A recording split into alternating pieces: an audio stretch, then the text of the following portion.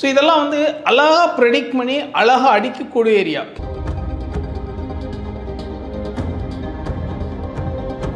Hello C இன் recent times நிறைய பேர் என்கிட்ட கேட்குற சஜஷன்ஸ் இன்புட் என்ன அப்படின்னு கேட்டிங்கன்னா, எப்படி சார் ப்ரிலிம்ஸ் கிளியர் பண்ணுறது, எப்படியாவது நான் ப்ரிலிம்ஸ் கிளியர் பண்ணணும், அதுக்கு அழகாக ஒரு டிசைன் எனக்கு சொல்லுங்கள், என்னென்ன சப்ஜெக்ட்ஸு எப்படி ஆர்டர் எப்படி ப்ரையாரிட்டைஸ் பண்ணி எப்படி பண்ணால் நம்ம வந்து கிளியர் பண்ணுறதுக்கு பெட்டராக இருக்கும் அப்படின்னு சொல்லி அந்த டிசைன் கேட்குறாங்க.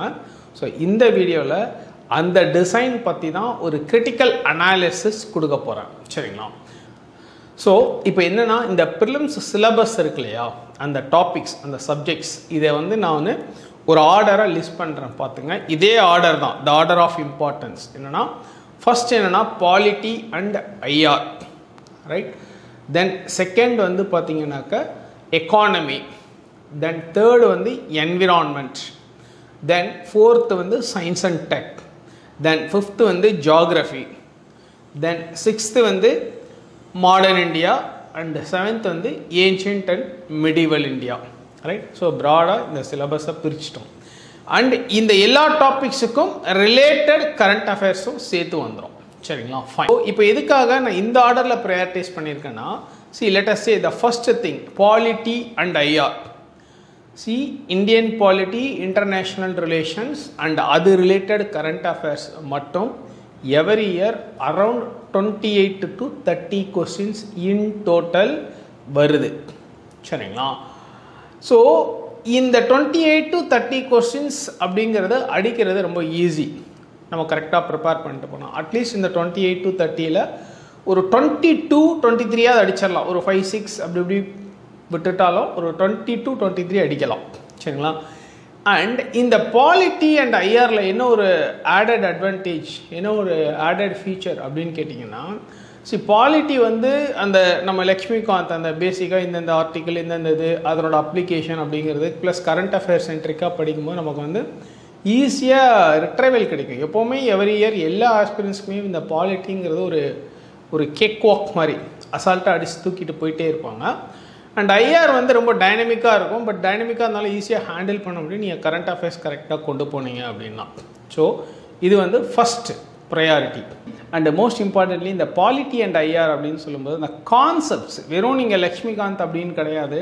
இப்போ ரீசெண்ட் டைம்ஸில் என்னென்னா அந்த definition of state, definition of nation, political கம்யூனிட்டினா என்ன, லிபர்ட்டினா என்ன, ஈக்குவாலிட்டினா என்ன, ரைட்ஸ்னா என்ன, ஜஸ்டிஸ், சோஷியல் ஜஸ்டிஸ், இந்த மாதிரி கான்செப்ட்ஸ் அண்ட் ஐடியாலஜி பேஸ்டு டெஃபினட்டாக ஒரு 1 or 2 questions sometimes even 3 questions கூட கேட்டுறாங்க இன் ரீசன்ட் டைம்ஸ். ஸோ அதனால் இந்த பாலிட்டி அப்படின்னு சொல்லும்போது நீங்கள் வெறும் லக்ஷ்மிகாந்தை மட்டும் டிபெண்ட் பண்ணி போகாதீங்க. இந்த பேசிக் டெர்மினாலஜிஸ், பேசிக் கான்செப்ட்ஸ் படிச்சுட்டு போங்க. அதுக்கு ஒரு நல்ல சோர்ஸ் என்ன அப்படின்னு கேட்டிங்கன்னா, தமிழ்நாடு டெக்ஸ்ட் புக்கில் +1 பொலிட்டிக்கல் சயின்ஸ் புக்கில் அந்த பேசிக் கான்செப்ட்ஸ் சாப்டர்ஸ் இருக்குது. அதை மட்டும் நல்லா படிச்சுட்டு போங்க. டெஃபினட்டாக அது இம்பார்ட்டண்ட். தென் செகண்ட் வந்து பார்த்தீங்க அப்படின்னாக்கா எக்கானமி. எக்கானமி நிறைய பேர் கஷ்டம்னு சொல்கிறாங்க. பட் ஆக்சுவலாக அது கஷ்டமே கிடையாது. என்னென்னா எக்கானமி மட்டும் கான்செப்ஷுவலாக கரெக்டாக புரிஞ்சுக்கிட்டீங்க, கான்செப்ஷுவலாக கரெக்டாக நீங்கள் அண்டர்ஸ்டாண்ட் பண்ணிக்கிட்டிங்கன்னா ஈஸியாக எக்கானமி கொஸ்டின்ஸை அடிக்கலாம். அண்டு நிறைய ஒரு பெரிய ஒரு மிஸ்கன்செப்ஷனே இருக்குது எக்கானமி சப்ஜெக்ட் மேலே ஆஸ்பிரன்ஸ் கிட்ட. நிறைய பேர் எக்கானமி டஃப்பு ட்ரை முடியலை அப்படின்னு லைட்டாக இக்னோர் பண்ணி ஸ்கிப் பண்ணி போயிட்டுருக்காங்க. பட் எக்கானமி தான் ஹைலி ப்ரொடக்டிவான ஒரு விஷயம். ஸோ எக்கானமியில் வந்து கான்செப்டுவல் கிளாரிட்டியோட கரெக்டாக வச்சுக்கோங்க. டெஃபினட்டாக எக்கானமின்றது ரொம்ப ஈஸியாக அடிக்கலாம். ஸோ எக்கானமியில் வந்து பார்த்திங்கன்னா அரௌண்ட் ஒரு 11 to 15 கொஸ்டின்ஸ் லெட்டஸ்டே.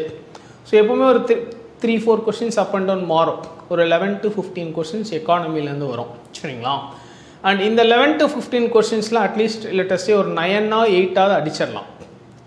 ஒரு 3-4 அப்படி இப்படி தப்பாயிட்டு இல்லை முடியலைன்னாலும் ஒரு 9 or 8 டெஃபினட்டாக அடிக்க முடியும். அண்ட் எக்கானமி பியூர்லி கான்செப்ஷுவல் தான். கான்செப்ஷுவல் தெரிஞ்சு ஈஸியாக அடிக்கலாம். ஸோ எக்கானமி அடுத்த ஆர்டர். தென் என்விரான்மெண்ட். என்விரான்மெண்ட்டில் ரெண்டாக பிரிச்சிருவோம். என்னென்னா என்விரான்மெண்ட்டில் பேசிக்கும் இருக்குது, இந்த ஃபேக்சுவல் ஏரியாஸ் அதாவது கரண்ட் அஃபேர்ஸ், நியூஸ் பேஸ், அந்த ஸ்பீஷீஸ், அனிமல்ஸ் அந்த மாதிரி கொஞ்சம் ஃபேக்ட்ஸாகவும் சில கொஸ்டின்ஸ் இருக்கும். அண்ட் பேசிக் கான்செப்ட்ஸ் இருக்கும். என்விரான்மெண்ட் எகெயின் எக்கானமி மாதிரி தான். பேசிக் கான்செப்ட்ஸ் கரெக்டாக தெரிஞ்சாலே ஒரு 5-6 கொஸ்டின் அடிக்கலாம். அதுக்கப்புறம் இந்த கரண்ட் அஃபேர்ஸ் ஃபாலோ பண்ணி இந்த அனிமல்ஸ் இந்த மாதிரி ஸ்பீஷியஸ் பிளான்ட் ஸ்பீஷிஸ் இந்த மாதிரி இதில் வந்து ஒரு 2-3 மாட்டோம் இல்லை 5-6 மாட்டோம்னு வச்சுக்கோங்களேன். எப்படியும் என்வரான்மெண்ட்டில் ஒரு 12-13 கொஸ்டின் டோட்டலாக வச்சுட்டிங்கன்னா கூட ஒரு 7-8 கொஸ்டின் இல்லை ஈவன் 9 கொஸ்டின் வரைக்கும் ஈஸியாக ஹேண்டில் பண்ண முடியும் என்வரான்மெண்ட்டில்.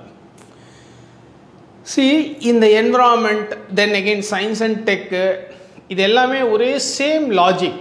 அதாவது அந்த அந்த அந்த அந்த கெமிஸ்ட்ரி அந்த அந்த சயின்ஸை கரெக்டாக புரிஞ்சுக்கிட்டோம் அப்படின்னீங்கன்னா ஈஸியாக அடிக்கலாம். ஏன்னா இந்த சயின்ஸ் அண்ட் டெக்குமே அப்படி தான். சயின்ஸ் அண்ட் டெக் இப்போலாம் வந்து ஒரு 18 கொஸ்டின் கிட்டத்தட்ட வருது. அண்ட் அதில் வந்து ரொம்ப இம்பார்ட்டண்ட்டாக என்ன அப்படின்னு கேட்டிங்கனாக்கா பயோடெக்னாலஜி பயாலஜி சென்ட்ரிக்காக நிறைய கொஸ்டின்ஸ் வருது. கெமிஸ்ட்ரி கெமிக்கல்ஸ் அது சென்ட்ரிக்காக கொஞ்சம் கம்மியாக தான் இருக்குது. பயாலஜியில் ஜாஸ்தியாகவே வருது.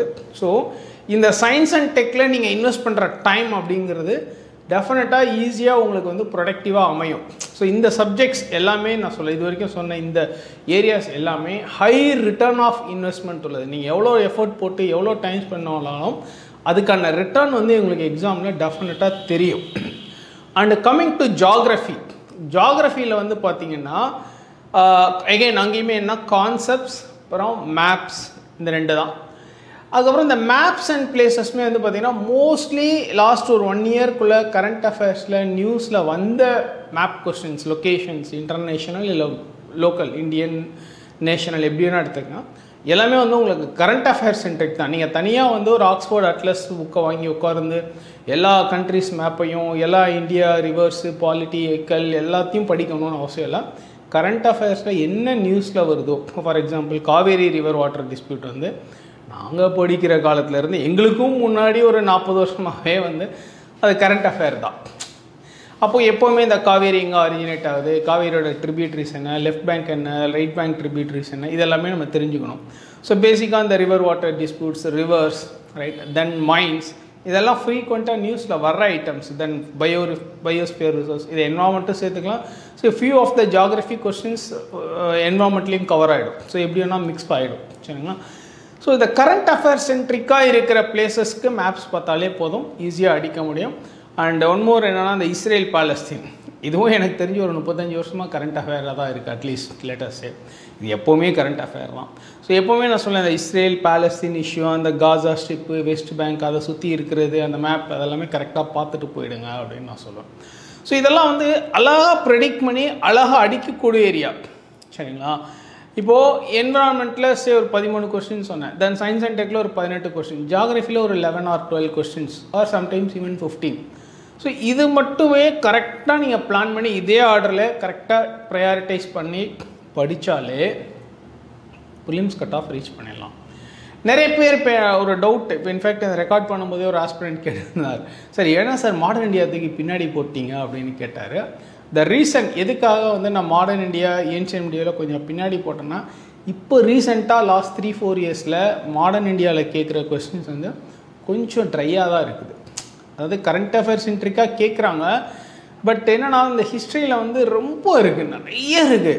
சில நேரம் நம்ம எவ்வளோ படிச்சுட்டு போனாலும் எங்கேயாவது சில விஷயங்கள் மிஸ் ஆகிடுது. அண்ட் ஹிஸ்ட்ரியில் மோஸ்ட்லி ஃபேக்சுவல்ன்றனால நம்மளால் லாஜிக்கலாக எலிமினேட் பண்ணுறது சில ரொம்ப கஷ்டமாக இருக்குது. அதனால் ஹிஸ்ட்ரி வந்து இப்போ கொஞ்சம் டிபெண்டபிளாக இல்லை லாஸ்ட் 2-3 இயர்ஸாக. பட் ஸ்டில் மாடர்ன் இந்தியா வந்து ஹைலி ப்ரொடக்டிவ் தான். பட் இப்போ ரீசெண்டாக இருக்கிற அந்த ட்ரெண்டில் வந்து அவ்வளோ ப்ரொடக்டிவாக இல்லை. ஸோ ஆனால் மாடர்ன் இந்தியாவுக்காண்டி விடணும்னு அவசியம் இல்லை. பட் அதை கொஞ்சம் என்ன பண்ணுறீங்கன்னா கரண்ட் அஃபேர்ஸ் சென்ட்ரிக்காக படிச்சுக்கோங்க, பட் பேசிக்காக ஸ்ட்ரென்தன் பண்ணிக்கோங்க. ஏன்ஷியன்ட் மிடிவல் இந்தியா எகெயின் என்னன்னாக்கா ஹிஸ்ட்ரி ஆப்ஷனல் எடுத்து படித்த பசங்களாலே நிறைய நேரம் ஏன்ஷியன்ட் மிடிவல் இந்தியா ஹிஸ்ட்ரி கொஸ்டினை சரியாக அட்டன் பண்ண முடியல. பட் அதனால் இதை படிக்கக்கூடாதுன்னு இல்லை, ஹிஸ்ட்ரி படிங்க, டிசென்ட்டாக எஃபர்ட்ஸ் போடுங்க, அதில் ஒன்றும் குறையெல்லாம் வைக்க வேண்டாம். பட் ஆனால் வந்து அதை வந்து ஹிட்லிஸ்ட்டில் வைக்க முடியலை. இப்போ ரீசெண்ட் ட்ரெண்ட்ஸில் இருக்கிற கொஷின்ஸ் பார்க்கும்போது ஹிஸ்ட்ரி வந்து ஹிட்லிஸ்ட்டில் வைக்க முடியல. அதாவது அந்த ரிட்டர்ன் ஆஃப் இன்வெஸ்ட்மெண்ட் இருக்கலாம், நம்ம இவ்வளோ எஃபோர்ட் போடுறோம், இவ்வளோ டைம் செலவு பண்ணுறோம், ஆனால் வந்து கடைசியில் அது கொஸ்டினாக வரல, இல்லை அந்த கொஸ்டினை நம்மளால் அட்டன் பண்ண முடியலைன்னா நம்ம என்ன அது எஃபோர்ட் போட்டு வேஸ்ட் ஆகிடுது இல்லைங்களா. அதனால தான் அந்த பேசிஸில் தான் நான் இப்போ இங்கே வந்து இந்த ப்ரையாரிட்டைசேஷன் கொடுத்துருக்கேன். ஸோ எகெயின் இது வந்து இது based on the last 3 to 4 years question paper ட்ரெண்டை பேஸ் பண்ணி தான். And trends are always subject to change தான். டெஃபினட்டாக மேபி இன்னொரு 2-3 இயர்ஸ் கழிச்சு வேறு மாதிரி ஒரு ட்ரெண்ட் எமர்ஜ் ஆகலாம். பட் ஸ்டில் எமர்ஜ் ஆனாலும் இந்த ட்ரெண்ட் மோராலஸ் அப்படியே தான் இருக்கும். இதில் ஒரே ஒரு சின்ன சேஞ்ச் என்ன, இந்த மாடர்ன் இந்தியா மேபி சில நேரம் டக்குன்னு உங்களுக்கு ஈஸியாக அமைஞ்சு ரொம்ப டிபெண்டபுளாக மாறுறதுக்கு ஹைலி ஸ்கோப் இருக்க ஒரு ஏரியா. அதனால் மாடர்ன் இந்தியா நான் 6th சொல்லியிருந்தாலும் பட் ஸ்டில் அதை வந்து நீங்கள் ரொம்ப லைட்டாக நெக்லெக்ட் பண்ணிட வேணாம். மாடர்ன் இந்தியா எப்போ வேணால் திருப்பி மேலே ஏறிடும். சரிங்களா? ஸோ இந்த ப்ரிலிம்ஸ் அப்படிங்கிறத பொறுத்தளவில் கரெக்டாக பிளான் பண்ணி நச்சுன்னு அடிக்கணும்னு நினச்சிங்கன்னா ஒரு 60 கொஷின் அசால்ட்டாக அடித்து தூக்கிட்டே இருக்கலாம். 60லேட்டே 58 55 அசால்ட்டாக அடிக்கலாம். அண்ட் அதை எடுத்திங்கன்னா உங்களுக்கு இப்போ எல்லாம் ரீசெண்டாக கட் ஆஃப் ஈஸியாக ரீச் ஆகிடுது. ஒன்லி திங் இஸ் நிறைய ப்ராக்டிஸ். இப்போ நம்ம டெஸ்ட் பேட்ச்லேயே வந்து பார்த்திங்கன்னா ஆல்மோஸ்ட் ஒரு 25 டெஸ்ட்டு அப்படிங்கும்போது ஒரு 2500 கொஷின் கொடுப்போம். அதுக்கு சோர்ஸஸ் எக்ஸ்ப்ளனேஷன் கொடுப்போம். இதை படித்தாலே அட்லீஸ்ட் ஓரளவுக்கு டீசெண்டான ஒரு ஜோன் ஆஃப் கட் ஆஃப்குள்ளே வந்துடுறதுக்கு டெஃபினட்டாக ஹை ப்ராபபிலிட்டி இருக்கும். ஸோ அதனால் நல்லா ப்ராக்டிஸ் பண்ணுங்கள். எதை ப்ரையாரிட்டைஸ் பண்ணணுங்கிறத புரிஞ்சு பண்ணுங்கள். அண்ட் மோஸ்ட் இம்பார்ட்டன்ட்லி எக்கானமி யாரும் விட்டுறாதீங்க. நிறைய பேர் எக்கானமியை சரியாக அப்ரோச் பண்ணுறதெல்லாம் எக்கானமி வந்து ஹை ரிட்டர்ன் ஆஃப் இன்வெஸ்ட்மெண்ட் இருக்குது. நீங்கள் எவ்வளோ எஃபோர்ட் போட்டு புரிஞ்சுக்கிறீங்களோ அவ்வளோ தூரம் உங்களுக்கு எக்ஸாமில் ப்ரொடக்டிவாக அமையும், கொஸ்டின்ஸ் ஈஸியாக ஹேண்டில் பண்ண முடியும். So yeah, that's it. Wish you all the very best. Thank you. By.